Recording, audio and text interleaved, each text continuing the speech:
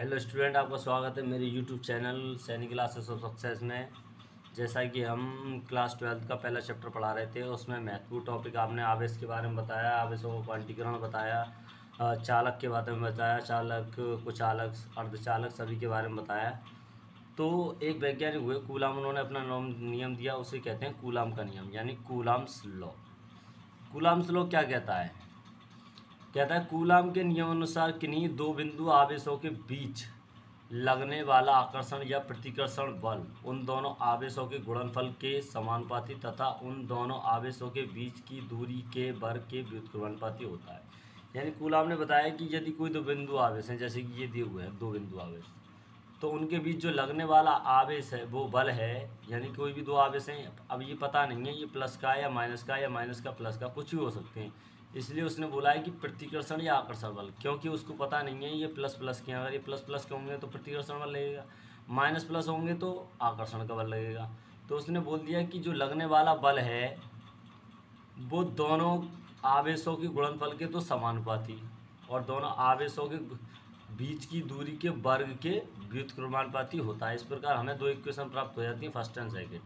अगर फर्स्ट और सेकंड को मर्ज कर दिया जाए यानी ऐड कर दिया जाए, दोनों मिला दिया जाए, तो कंबाइन में यानी कि संयुक्त में हमें मिलेगा F समानुपाती Q1 Q2 upon R square. अब क्या होता है, जब भी हम समानुपाती या प्रोपोर्शनल का चिन्ह हटाते हैं तो क्या होता है, एक कांस्टेंट आता है। तो जैसे ही हमने हटाया तो F बराबर K Q1 Q2 upon R square. जहाँ पर बता रहा है K एक नियतांक है, K का मान जो होता है 1/4πε0 होता है।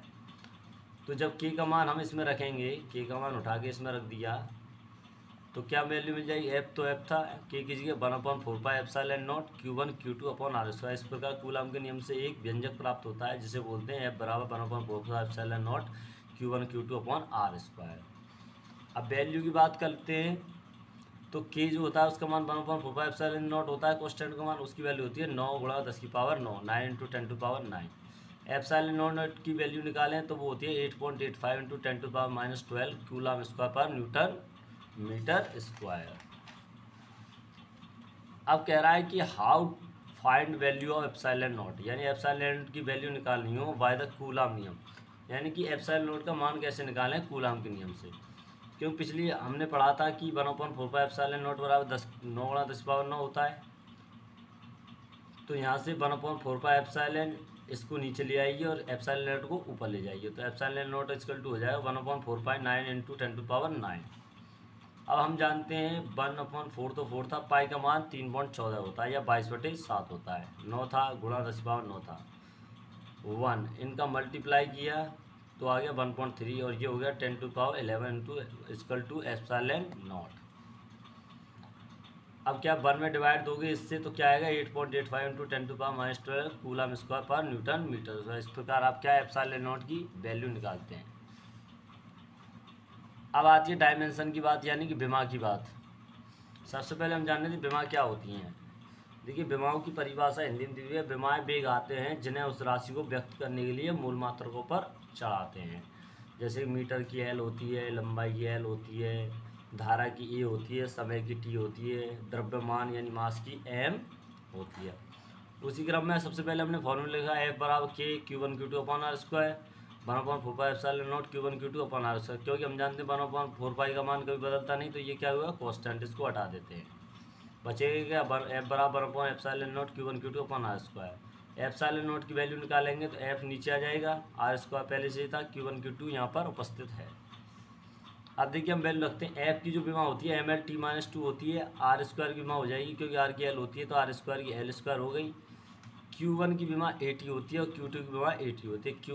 Q बराबर, क्योंकि Q बराबर क्या होता है, Q बराबर IT होता है, जिसमें I की जो विमा होती है वो A होती है और T की विमा T होती है, तो ये हो जाता है AT, यानी Q बराबर AT। तो Q1 बराबर AT और Q2 बराबर AT। अब इस फॉर्मूले में क्या है, हम सारी वैल्यू रखेंगे, ठीक है ना। एप्सिलॉन नॉट था, Q1 का जो विमा है AT हो गया और Q2 की विमा भी AT हो गई, F की विमा ML T-2 हो गया और R स्क्वायर की विमा L स्क्वायर हो गई। जब इसको आप सॉल्व करेंगे, ऊपर नीचे ले आएंगे, रिपीट करेंगे, तो एप्सिलॉन नॉट की वैल्यू विमा मिलेगी M-1 L-3 T4 A square. तो इस प्रकार हमने कूलाम का नियम का पूरा डिस्क्रिप्शन में कर लिया। अगली वीडियो में हम आपको कूलाम के नियम के ऊपर एग्जाम्पल कैसे होते हैं वो समझाएंगे डीपली। तो आगे वीडियो देखने के लिए और जानने के लिए हमारे चैनल को सब्सक्राइब करें, लाइक करें और शेयर करें ज़्यादा से ज़्यादा संख्या में, जिससे कि गरीब से गरीब बच्चा भी घर बैठ के जो ट्यूशन नहीं पढ़ पाते हैं वो भी पढ़ पाएँ ऑनलाइन के थ्रू। धन्यवाद, मिलते हैं अगली वीडियो में।